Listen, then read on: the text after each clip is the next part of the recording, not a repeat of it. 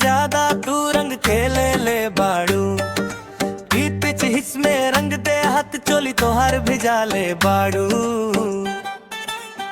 वही बोला तू होली है हंस के बोला तू होली है दिलवा धड़क के बोले होली है रंग जिन्ना बची कोई होली है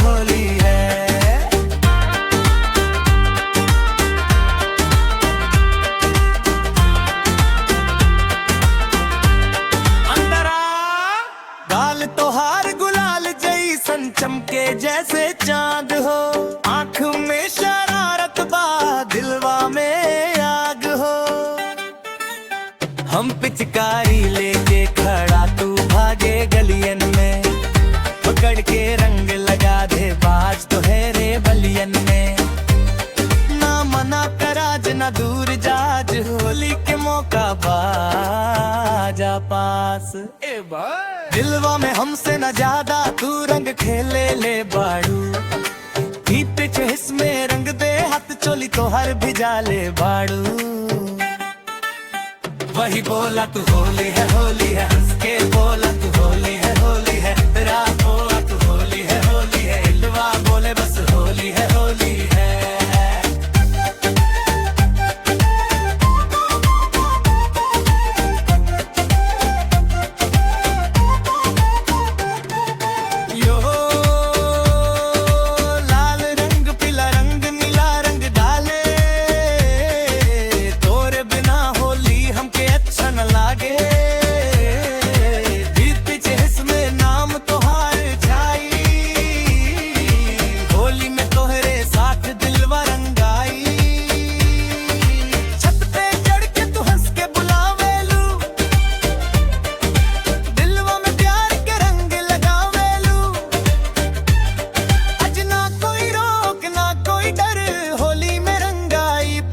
शहर।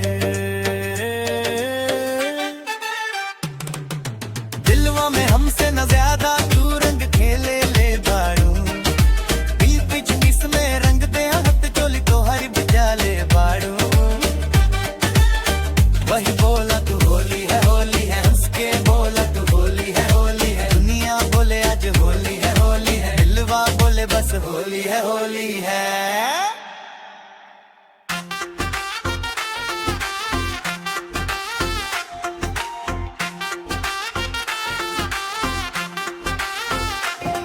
दिलवा में हमसे न ज्यादा तू रंग खेले ले बाड़ू